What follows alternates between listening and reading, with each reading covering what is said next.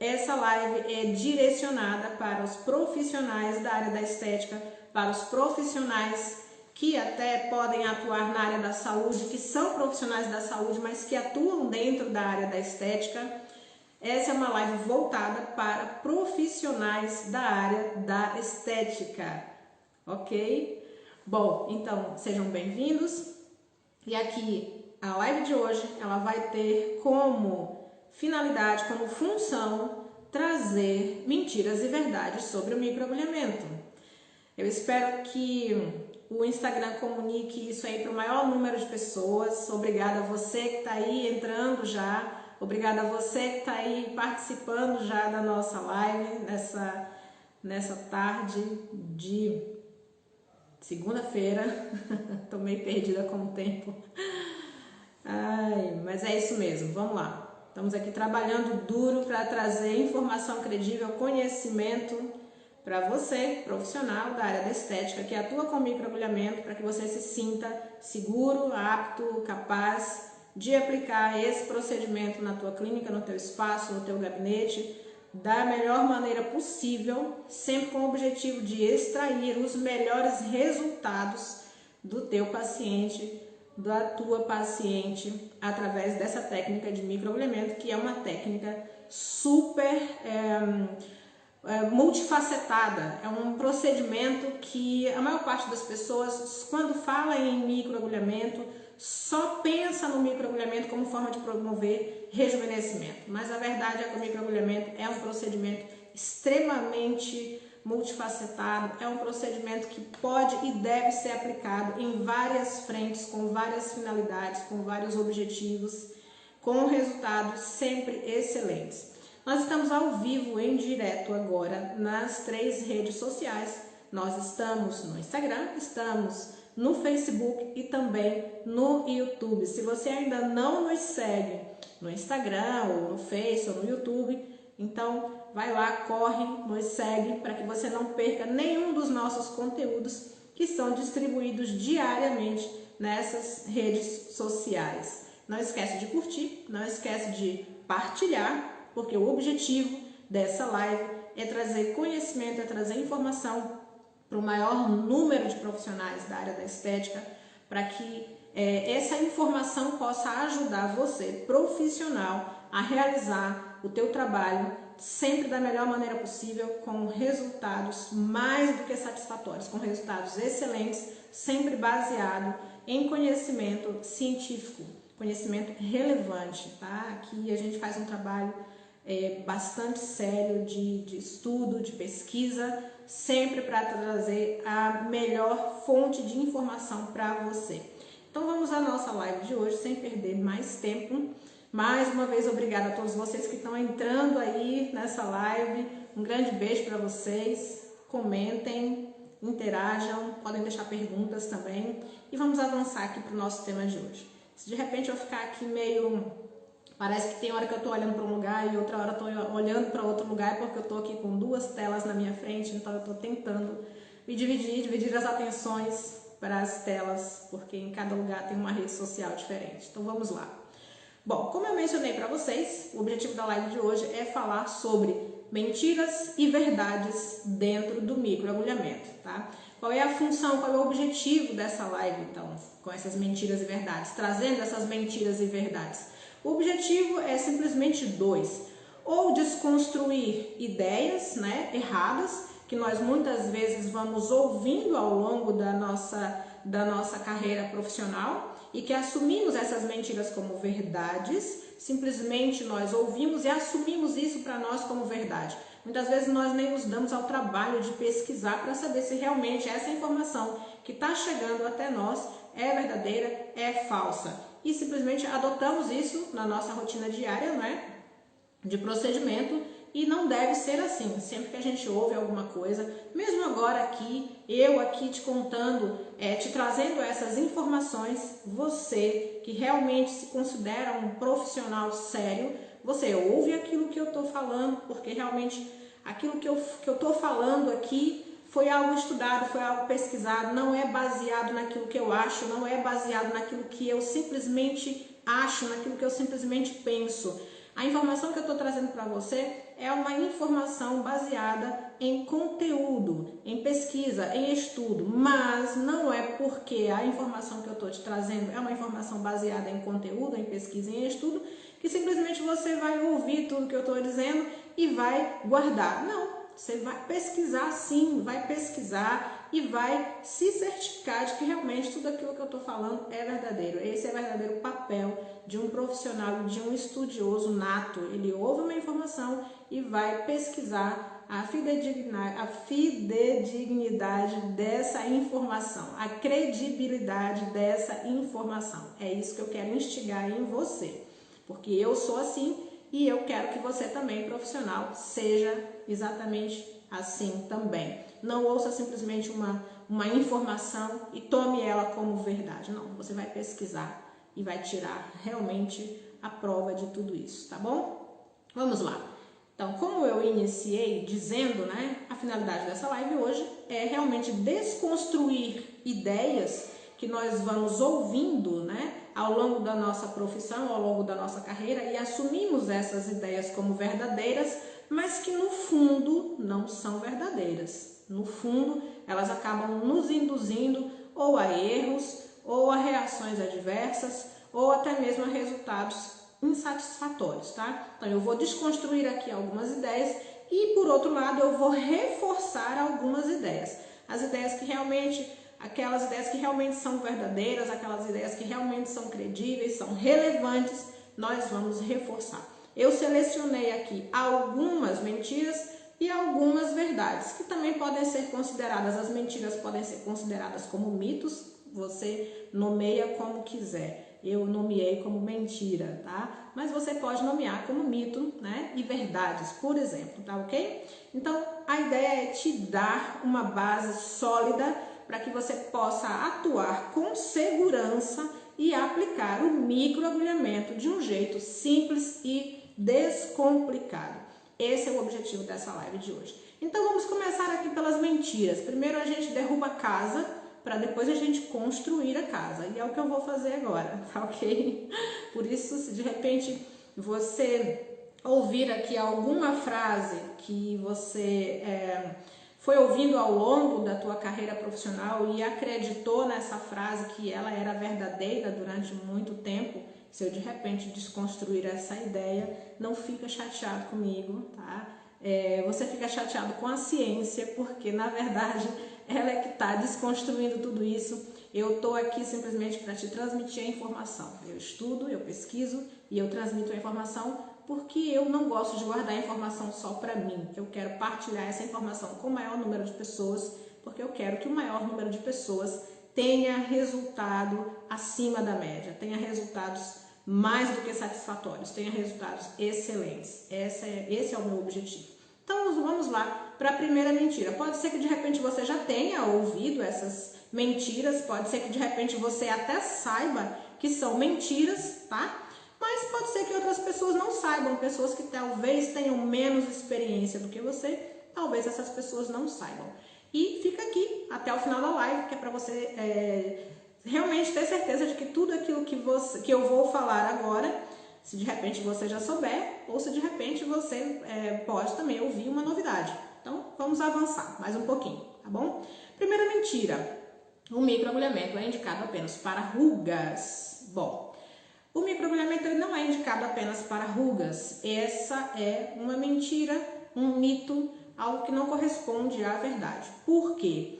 Eu acho que, na verdade, o profissional da estética ou o profissional da saúde que atua na área da estética está tão viciado, digamos assim, em simplesmente querer, de uma forma geral, tratar algo tão localizado, porque quando a gente fala em rejuvenescimento, automaticamente qual é a primeira coisa que vem na nossa cabeça?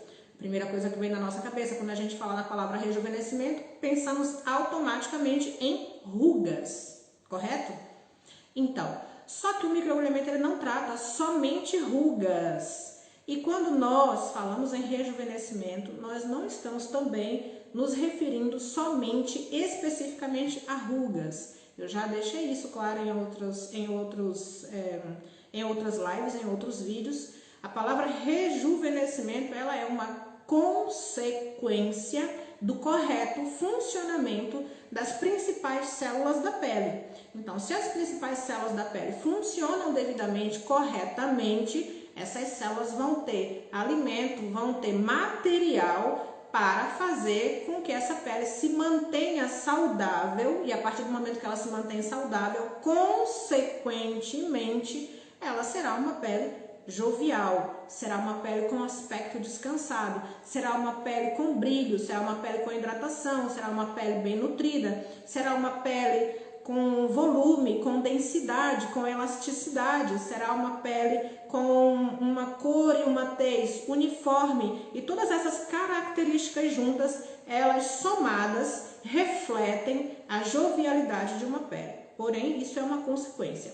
Mas voltando aqui à nossa primeira mentira, microagulhamento não trata somente rugas. Microagulhamento ele pode tratar, e ele trata sim, outras afecções da pele, como por exemplo, trata uma pele extremamente oleosa. A partir do momento que você atua com o microagulhamento numa pele extremamente oleosa, você está induzindo essa pele e induzindo essas glândulas sebáceas a trabalhar de uma forma funcional. Uma pele extremamente oleosa significa dizer que as glândulas sebáceas estão produzindo sebo em excesso, correto? O sebo, a finalidade do sebo é hidratar a pele.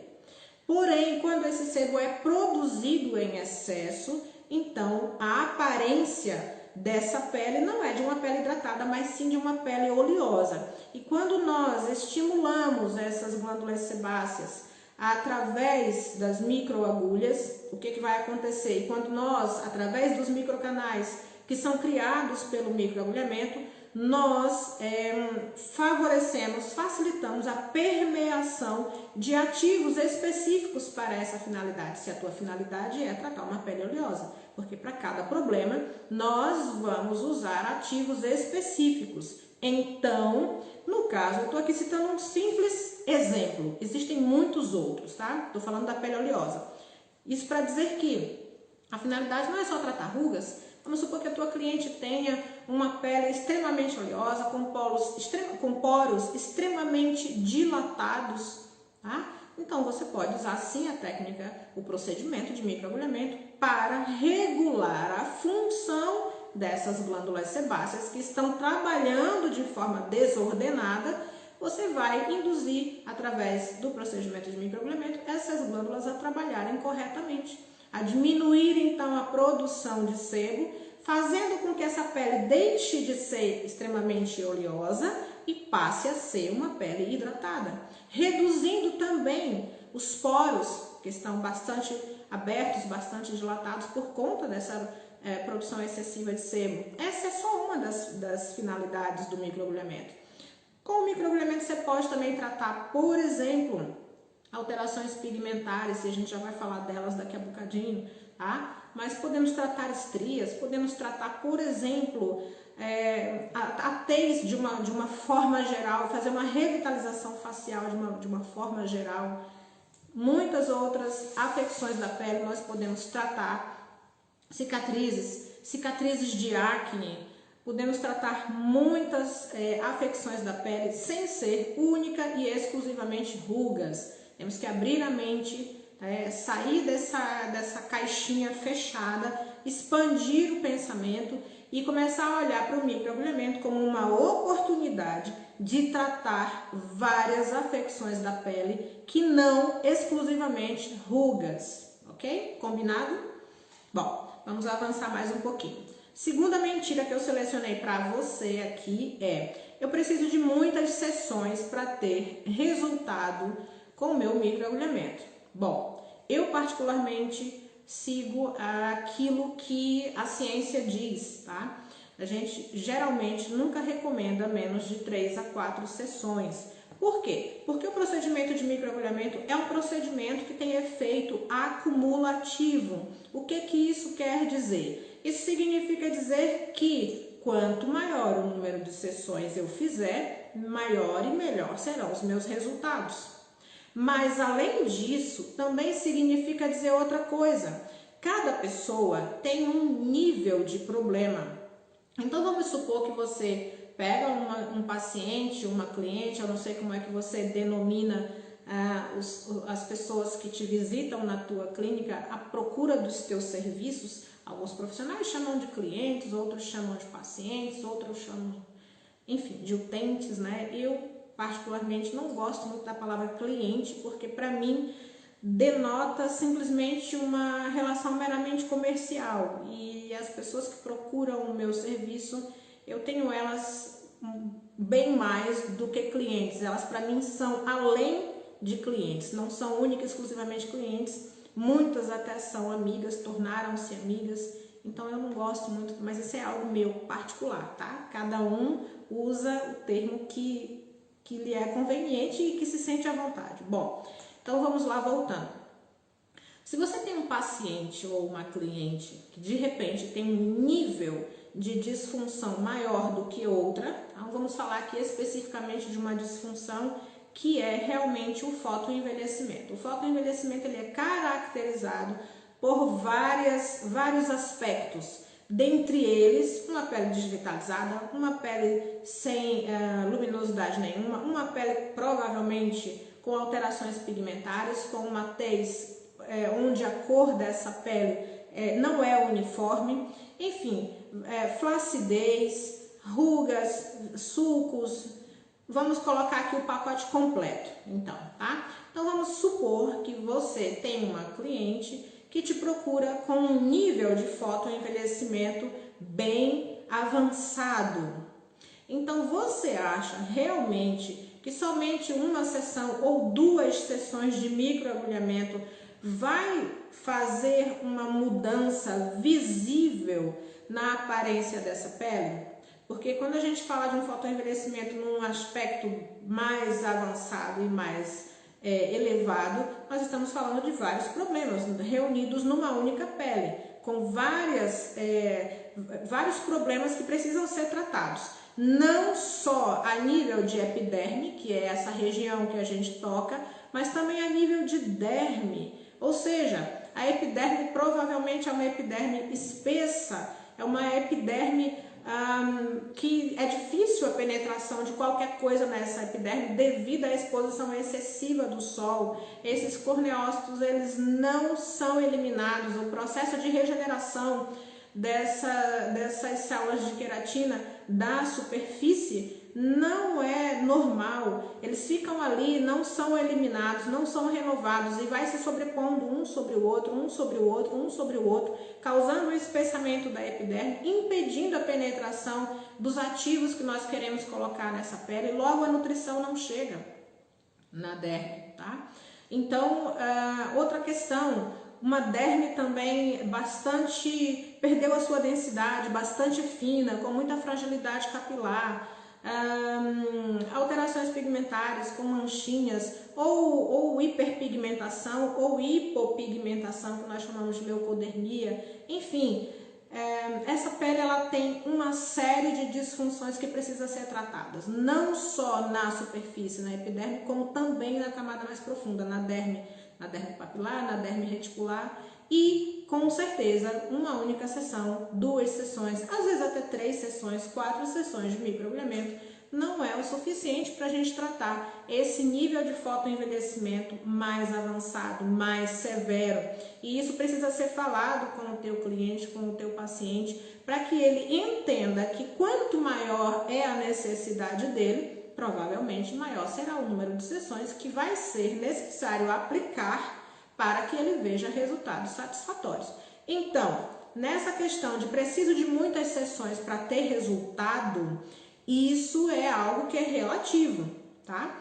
Se é uma pessoa que tem uma pele que não tenha esse problema de fotoenvelhecimento tão evidente e tão profundo, certamente não precisará realmente mesmo de muitas sessões. Mas se é uma pessoa com um processo de envelhecimento mais acelerado e mais profundo, provavelmente vai precisar de um pouco mais de sessões, ok? Como o microagulhamento é um procedimento onde nós utilizamos, o próprio nome diz, microagulhas, essas microagulhas elas acabam facilitando a penetração dos ativos que nós colocamos na pele e isso joga ao nosso favor, porque só o fato de nós criarmos esses microcanais já vai acelerar bastante os nossos resultados.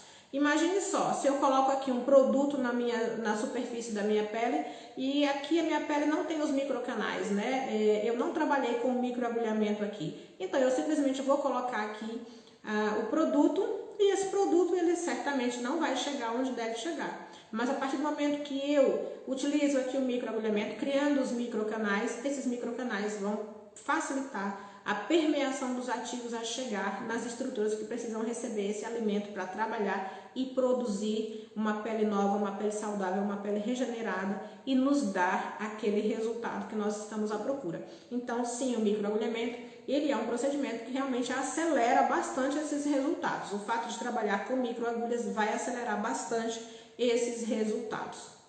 Vamos ver aqui outra mentira. O microagulhamento não tem contraindicações. É uma mentira e uma mentira grave, porque nós sabemos que todo procedimento de microagulhamento, ele tem contraindicações sim, tá? E o microagulhamento não é diferente, ele é contraindicado para quem está gestante, ele é contraindicado para quem está amamentando, ele é contraindicado para peles que estejam lesionadas ou com feridas abertas na região em que vai ser tratado. Peles extremamente bronzeadas, peles que tenham vindo agora das férias e que foram submetidas à exposição solar direta. Então é preciso dar um tempo para essa pele se acalmar, para essa pele ser hidratada, para esse nível de fotoexposição baixar um pouco, para que a gente tenha condições de trabalhar com segurança nessa pele. Além de outras contraindicações, por exemplo, pessoas que tenham doenças autoimunes, pessoas que tenham problemas com diabetes, por exemplo, também, pessoas que tenham psoríase, enfim, acne ativa, enfim, são algumas das contraindicações para o procedimento de microagulhamento.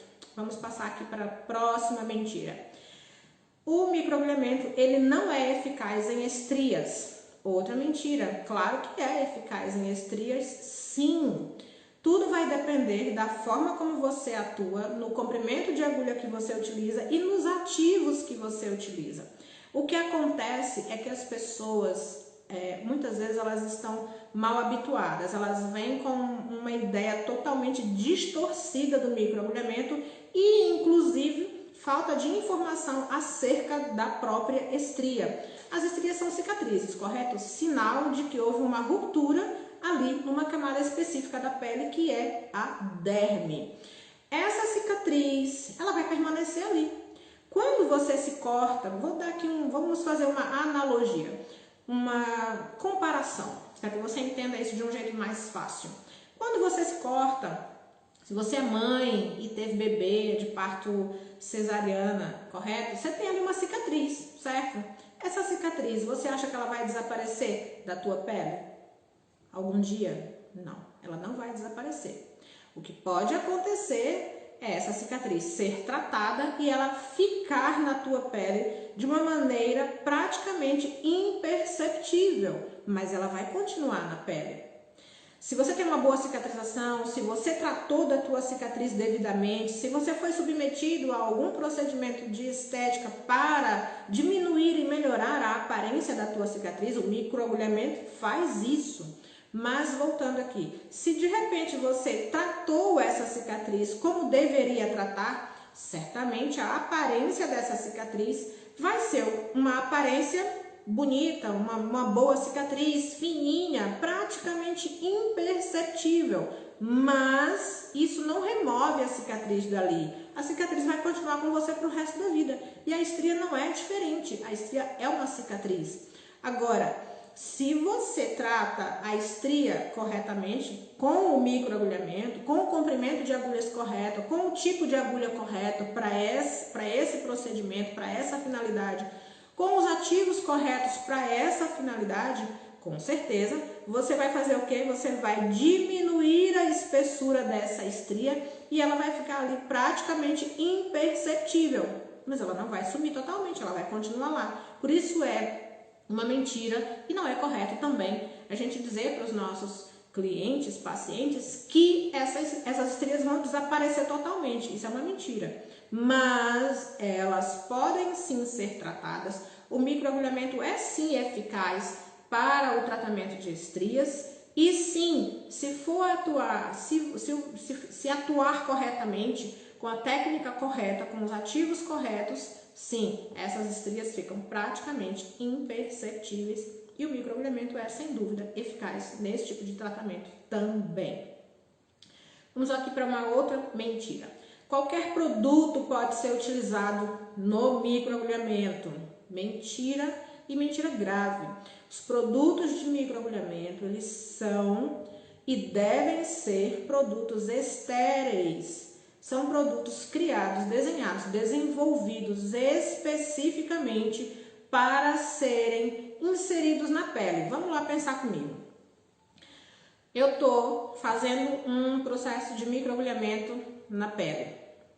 Automaticamente, quando eu utilizo o microagulhamento, eu estou abrindo canais, rompendo a barreira da pele e abrindo canais para que os princípios ativos que eu vou colocar aqui, eles atravessem esses canais e cheguem lá embaixo nas estruturas que eu preciso. Por exemplo, se eu estou tratando alterações pigmentárias, eu vou utilizar um comprimento de agulha específico para tratar alterações pigmentárias. Se eu estou tratando, por exemplo, uma pele oleosa, eu vou utilizar um comprimento de agulha para tratar a oleosidade da pele, para atingir as estruturas que causam essa produção excessiva de oleosidade. Se eu quero estimular fibroblastos, eu também vou utilizar um comprimento de agulha específico para estimular, para promover esse estímulo. Então, a partida, para cada problema, eu vou utilizar um comprimento de agulha específico, porque cada estrutura dessa se encontra numa camada específica da pele, e também vou utilizar um ativo específico para tratar cada um desses problemas. Bom, aqui a questão é, se eu estou abrindo canais na minha pele, por onde esses produtos vão passar e vão penetrar a minha pele e vão chegar lá dentro da minha pele, é óbvio, ou pelo menos deveria ser óbvio esse raciocínio. Eu não posso colocar qualquer produto dentro da minha pele. Eu não posso colocar qualquer princípio ativo que não foi desenvolvido especificamente para estar dentro da minha pele. Porque se eu coloco qualquer princípio ativo que não tenha sido fabricado, desenvolvido, desenhado com essa finalidade, o risco de eu desse paciente desenvolver uma reação adversa, uma reação alérgica e como consequência dessa reação alérgica, uma alteração pigmentar pós-inflamatória é muito grande. Dentro do nosso organismo só pode entrar aquilo que realmente foi produzido, fabricado, desenvolvido, estudado, desenhado para ser colocado lá dentro.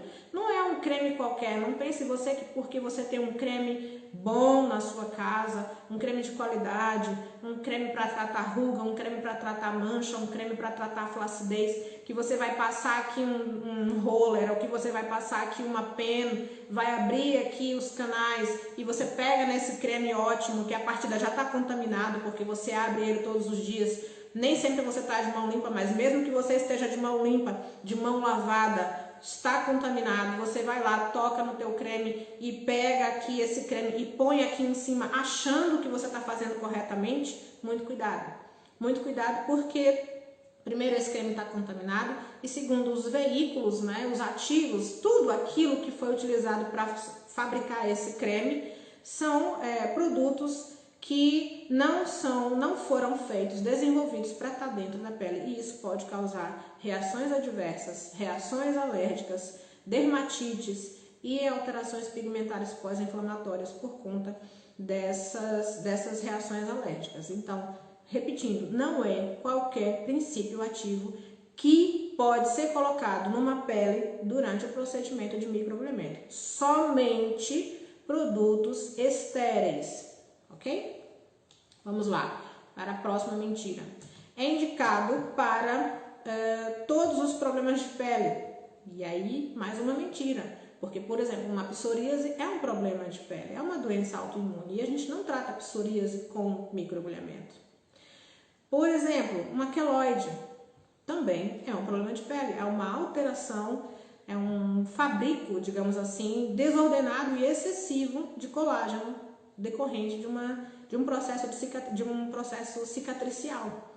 Ou seja, naquela região, a pele ela foi machucada, foi cortada, foi lesionada e durante o processo cicatricial houve uma produção excessiva e desordenada de colágeno. Então, em queloide, nós também não utilizamos o procedimento de microagulhamento para tratar essa disfunção. Inclusive, queloide é uma contraindicação. Ok? Vamos aqui para mais uma mentira. Tomar sol depois do procedimento de microagulhamento é outra mentira. Mesmo que nós trabalhemos de forma muito superficial, somente para entregar ativos dentro da pele, com a técnica que nós chamamos de drug delivery, não é aconselhável realizar exposição solar direta após o procedimento de microagulhamento, porque nós acabamos por, mesmo que seja muito superficialmente, mas criamos microlesões nessa pele com as microagulhas. E essas microlesões automaticamente, instantaneamente, vão dar início a um processo de cura e cicatrização de feridas. E durante todo esse processo não é aconselhável exposição solar direta, não é aconselhável também o calor direto ali naquela região. Por quê? Porque melanócito é uma coisa que não gosta de ser agredido. E quando ele se sente agredido, ou pelo sol, ou pelo calor excessivo, existem vários outros fatores que também podem agredir os melanócitos e estimular a uma resposta de cor excessiva, né? Então, durante o processo de microagulhamento, quando nós terminamos esse procedimento, é recomendado que esse cliente, que ele não se exponha diretamente ao sol e nem a fontes de calor, tá? Como vapores de panela, banhos excessivamente quentes e exposição solar direta, secador de cabelo também, muito cuidado para evitar esse tipo de reação adversa. Uma outra mentira, e aqui a gente finaliza com a última mentira de hoje, existem muitas outras, mas a gente fica por aqui com a 8ª mentira, que é: o mesmo equipamento pode ser usado em várias pessoas e em vários procedimentos.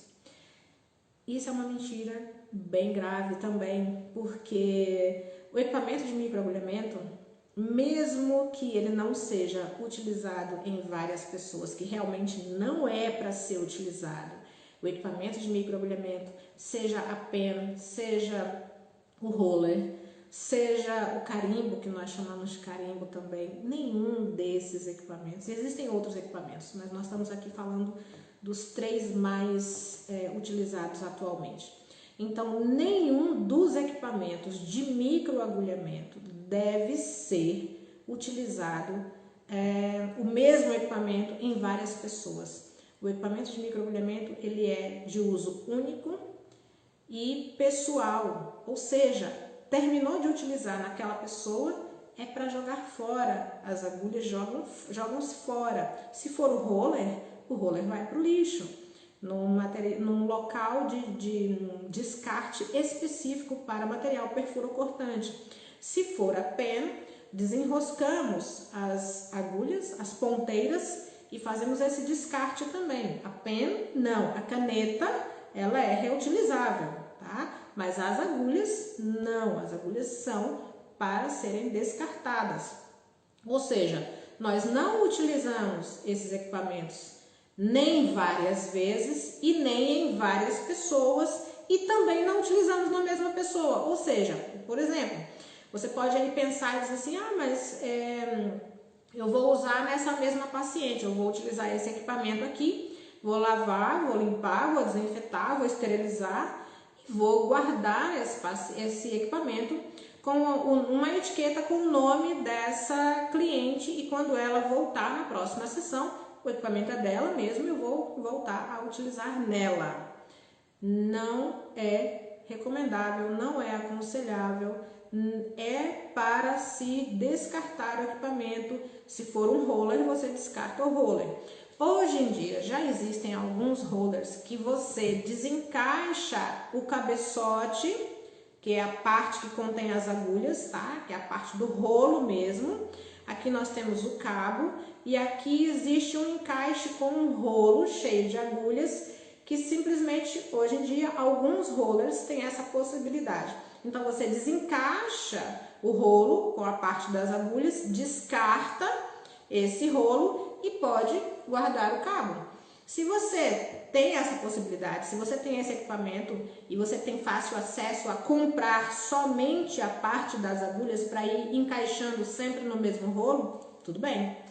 Mas se o teu roller não tem essa possibilidade, se ele é um equipamento único e não dá para fazer essa dissociação, essa separação do rolo de agulhas para o cabo, então o equipamento vai todo para o lixo, ele é todo descartado. Combinado? Então essas são as mentiras que eu trouxe para vocês hoje acerca do microagulhamento. Agora vamos fazer a parte 2, né? Eu desconstruí algumas coisas e agora eu vou consolidar, eu vou construir, eu vou reafirmar algumas verdades. E se você não sabia que essas são mentiras, então fica sabendo, vai estudar, vai pesquisar, usa o nosso canal aqui como fonte de estudo. Esse canal existe para isso, para te trazer conhecimento, para te trazer estudo, para que você realmente possa utilizá-lo como fonte de pesquisa e de estudo. Vamos aqui para as verdades, tá bom?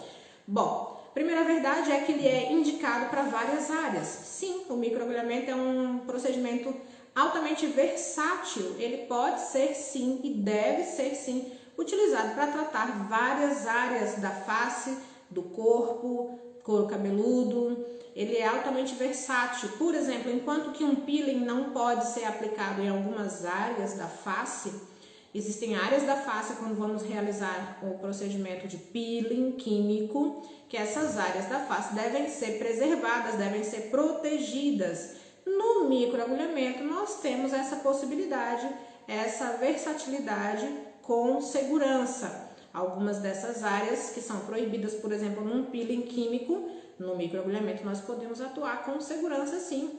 Como por exemplo, as comissuras, né, labiais, asas do nariz, nós também podemos atuar. Podemos atuar com microagulhamento também no orbicular, em toda a volta do orbicular dos olhos, nas pálpebras superior e inferior, ou seja, essas são áreas que são proibidas de serem atingidas, tratadas com os peelings químicos, devem ser preservadas e protegidas, mas no microagulhamento nós temos essa versatilidade, essa possibilidade de ir um pouquinho mais além, tratar essas áreas e melhorar a aparência dessas áreas também. Então essa é a primeira verdade.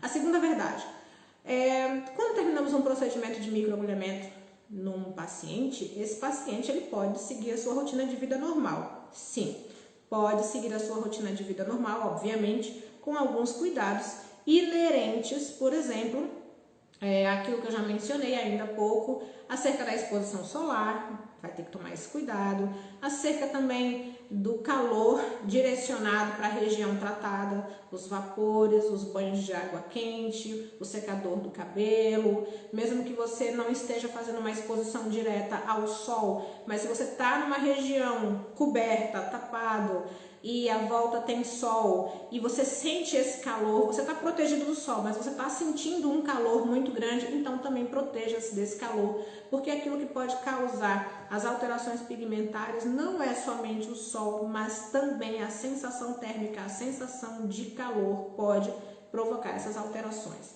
Então sim, por exemplo, um cliente pode fazer uma sessão de microagulhamento e pode sim, dependendo obviamente da profundidade que foi realizado esse procedimento de microagulhamento, ele pode sim trabalhar logo de seguida, tá?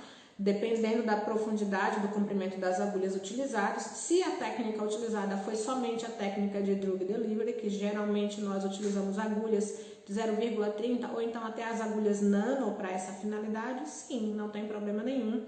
essa pessoa, esse paciente, esse cliente, ele pode sim, naturalmente, trabalhar logo de seguida. Se é e também tudo tem a ver com o tipo de trabalho da pessoa. Então, vou colocar aqui um outro exemplo. Se essa pessoa veio fazer um procedimento onde foi necessário utilizar um comprimento de agulha um pouco maior, eu recomendo que essa pessoa tenha alguns cuidados, obviamente, porque mesmo o microagulhamento não sendo indicação para a gente atuar em camadas muito profundas, nós temos um limite onde podemos atuar com o procedimento de microagulhamento, mas mesmo assim vai haver o início de um processo inflamatório e cicatricial inerente da técnica, e nós precisamos dessa resposta cicatricial para nos dar os resultados desejados. Então, por conta dessa resposta inflamatória imediata, que começa logo automaticamente quando a gente inicia a técnica de microagulhamento, automaticamente se inicia a resposta inflamatória. Então, por conta dessa resposta inflamatória, dependendo do comprimento de agulha que nós vamos utilizar, volto a repetir, eu recomendo sim que essa pessoa tome alguns cuidados, tá? E por essa razão eu preciso sempre saber qual é a profissão da pessoa, com o que ela trabalha, qual é a área de atuação dela. Eu preciso conhecer a rotina dessa pessoa, porque, por exemplo, vamos supor que uma pessoa que trabalhe na cozinha, num fogão, que seja uma cozinheira, e ela está ali lidando 8, 10, 12 horas por dia com o calor do fogo, das panelas, do vapor, tá? Eu não vou nunca, de forma alguma, realizar um procedimento de microagulhamento numa pessoa dessa e permitir que ela logo de seguida vá trabalhar. Vai ficar ali exposta a esse calor todo, não está debaixo do sol, mas está ali exposta a outras fontes de calor. É a mesma coisa. Então eu preciso conhecer a rotina dessa pessoa e, obviamente, eu vou agendar o procedimento dela para um dia em que ela esteja de folga, para que ela se preserve, para que ela se proteja dessas fontes de calor. Combinado? Espero que vocês estejam entendendo. Vamos lá, outra verdade sobre o microagulhamento. Existe mais de um tipo de equipamento para a realização do procedimento. Sim, é verdade.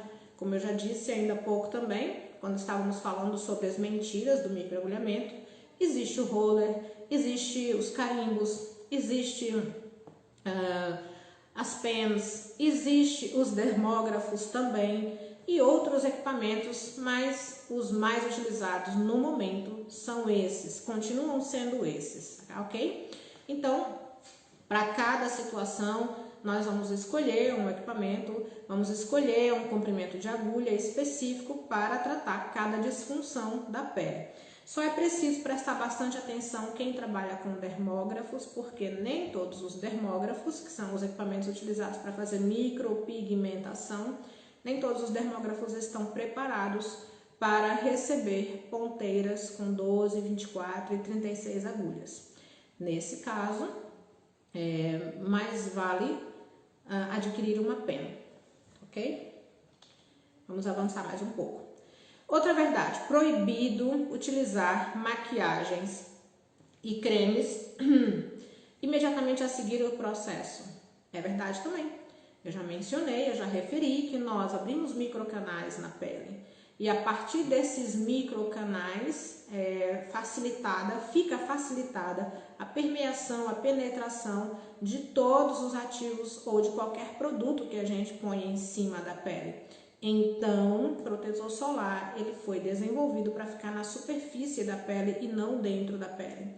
Os cremes que nós utilizamos na pele diariamente, seja para hidratar, seja para regenerar, esses cremes também foram desenvolvidos para estar na superfície da pele e não dentro da pele.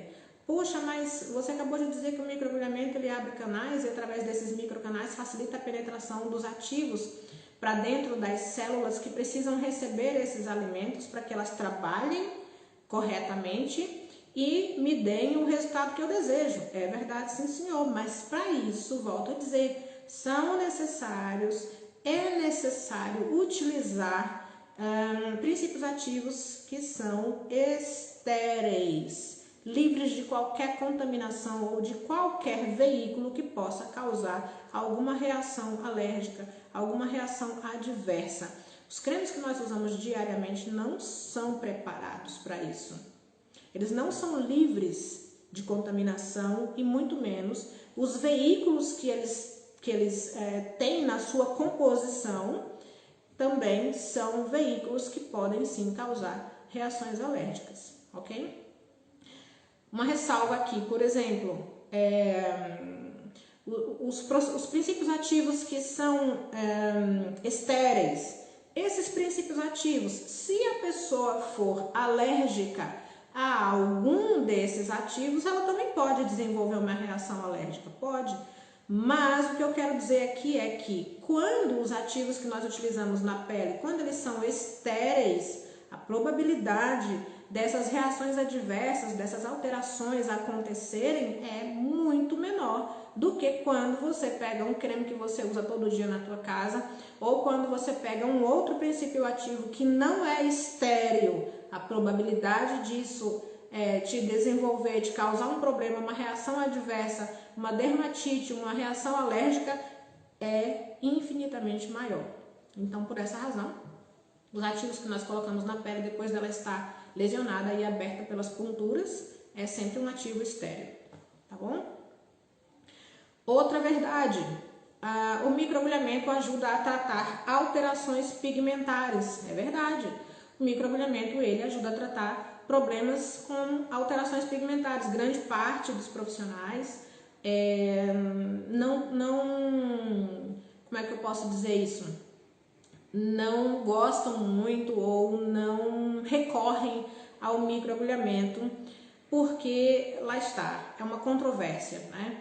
O melanócito, que é a célula que produz melanina, ele não gosta de ser machucado, ele não gosta de ser lesionado. O melanócito, ele é o soldado de defesa da linha de frente da nossa pele, ou seja, o melanócito ele está na frente da linha de guerra, é o primeiro soldado que quando a nossa pele é machucada, quando a nossa pele é lesionada, ele entra em ação para combater toda e qualquer alteração, para combater todo e qualquer corpo estranho, para combater qualquer coisa que ele entenda como sendo um agressor da nossa pele, tá? E a forma que ele tem de se defender e de defender a nossa pele é produzindo uma melanina, é produzindo, infelizmente, uma alteração pigmentar. Então, por isso é que nós atualmente falamos, e é verdade, é estudado isso cada vez mais, com mais propriedade, para tratar alterações pigmentares. O que acontece? Cada vez menos lesionamos a nossa pele, exatamente para não causar essa resposta dos melanócitos. E aí é que entra muitas vezes a confusão que boa parte dos profissionais realiza quando se fala de microagulhamento. Podemos utilizar o microagulhamento para tratar, para controlar alterações pigmentares? E quando eu falo de alterações pigmentares, eu estou dizendo tanto as alterações pigmentares onde existe uma formação excessiva de melanina, como as alterações pigmentares onde existe a falta de melanina em algumas regiões da pele. E aí a gente já fala das leucodermias, que são aquelas sardinhas brancas. Significa dizer que os melanócitos morreram, pararam de fabricar melanina. Então, nesse caso, como o melanócito é uma estrutura, é uma célula que se encontra na epiderme, na primeira camada da pele, então nós não temos necessidade de utilizar agulhas com um comprimento grande.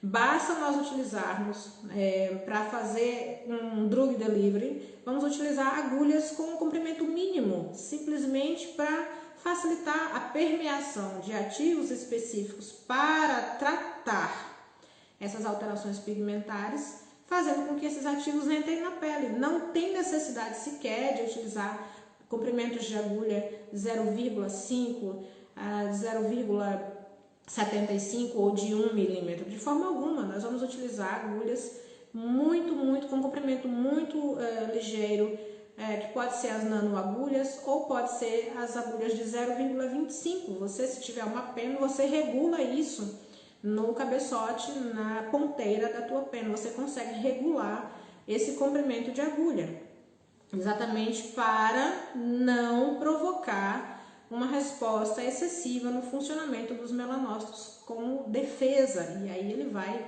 ou provocar uma mancha, na maior parte das vezes, ou pode acontecer também, se você utiliza agulhas muito profundas, lesionar de forma excessiva esse melanócito e ele morre. E melanócito que morre, ele não tem como se replicar, não tem como regenerar um melanócito morto. Morreu, acabou. Ele para de produzir pigmento e começam a surgir aquelas sardinhas brancas na nossa pele, ok? Uma coisa é o melanócito morto, uma coisa é o melanócito inativo. Se ele estiver inativo, ele está vivo. Então, você pode ir lá estimular novamente esse melanócito e ele vai voltar a produzir melanina. Agora, se esse melanócito realmente estiver morto, não vai adiantar. Nenhum estímulo que você der nele vai fazer com que ele produza novamente melanina. Aquela mancha vai continuar sendo branca. Combinado? Vamos ver aqui mais uma verdade. Por exemplo, para todos os tons de pele. É verdade. O microagulhamento pode ser utilizado em todos os tons de pele, mesmo nos fototipos mais altos. E aí você diz assim, nossa, mas os fototipos altos não são os fototipos mais propensos a alterações pigmentares? É verdade. Mas se você utilizar o microagulhamento com respeito, com sabedoria, no comprimento de agulha correto, para tratar o problema certo, com os ativos certos, sem lesionar demais essas peles de fototipo alto, você não vai ter problema.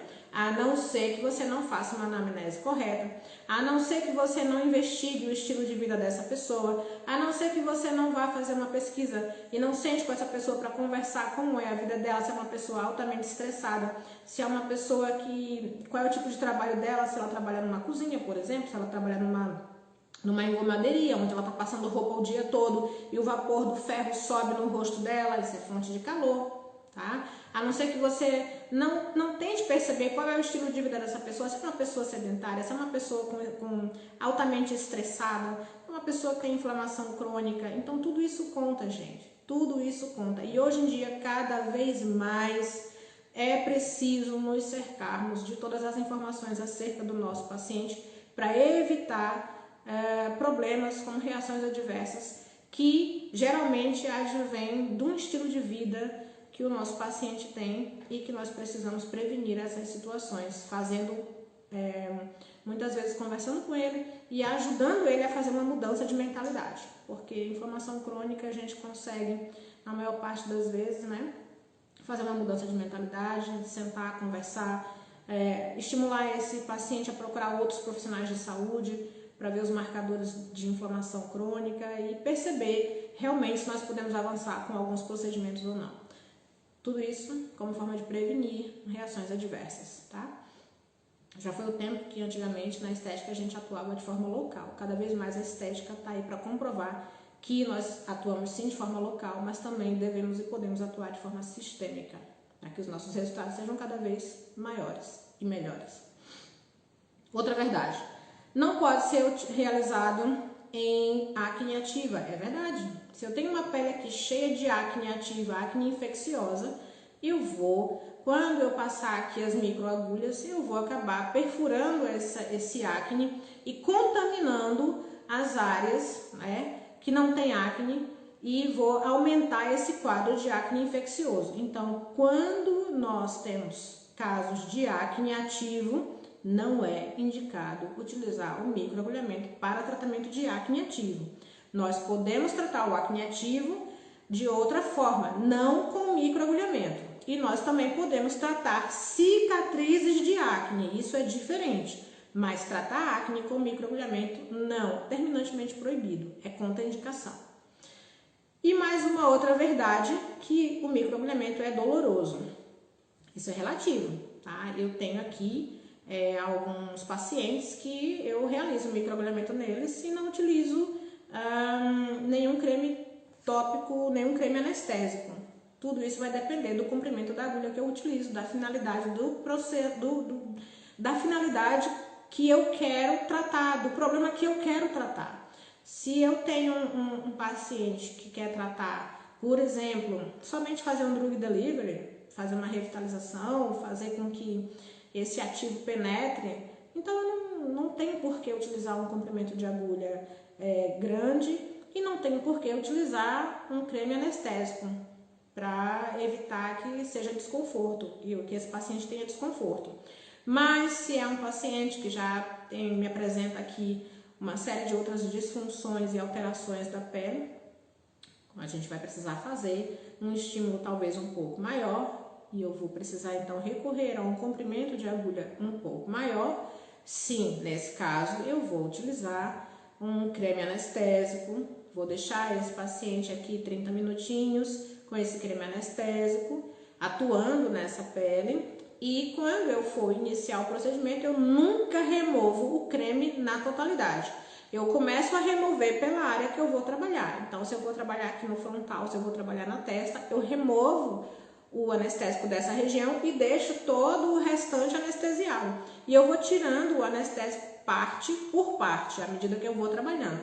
Porque se eu remover tudo de uma só vez, eu começo na testa, quando eu chegar aqui no queixo já não tenho anestésico. E aí vai ser desconfortável do mesmo jeito, tá bom?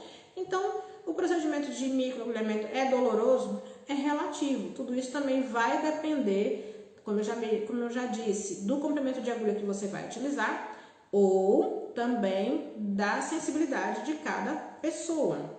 Cada pessoa é única e cada pessoa tem o seu nível de sensibilidade, a sua percepção de dor, tá? Não tem como a gente medir isso. Isso daí a gente vai conhecendo de pessoa para pessoa. Então, o mais óbvio que eu costumo indicar se você vai trabalhar com agulhas nano ou com agulhas de 0,25, 0,30 milímetros de comprimento, eu não tenho necessidade, eu nunca tive ninguém até hoje, nenhum caso até hoje, de pacientes que reclamassem, que se queixassem de desconforto, de dor, com o procedimento de microagulhamento com esse comprimento de agulha, tá? 0,25, 0,30. Agora, quando eu começo a utilizar comprimento de agulha de 0,50 milímetros, 1 milímetro, sim, aí eu vou logo direto para o creme anestésico, deixo lá atuando e vou removendo gradualmente, área por área, e vou atuando. É assim que eu costumo fazer. Bom, essas foram as nossas verdades e mentiras acerca do microagulhamento. Eu espero que possa ter sido bastante esclarecedor para você, que você tenha que tenha sido proveitosa para você essa live, que as informações que eu trouxe tenha aqui aberto a tua mente, tenha aberto aqui um leque de possibilidades para você e que você possa utilizar essas informações para melhorar os teus atendimentos e, obviamente, os teus resultados. Mais uma vez, se você gostou dessa live, não esquece de curtir, não esquece de partilhar com outros colegas de profissão para que a gente consiga levar informação para o maior número de pessoas, para ajudar o maior número de pessoas, e também não esquece de comentar aqui se você tem dúvidas e dar a tua opinião acerca dessa live. Para nós é muito importante. Não esquece também de nos seguir no Facebook e no YouTube. Te espero na próxima live. Um grande beijo. Tchau, tchau. Obrigada por estar aqui com a gente. Tchau.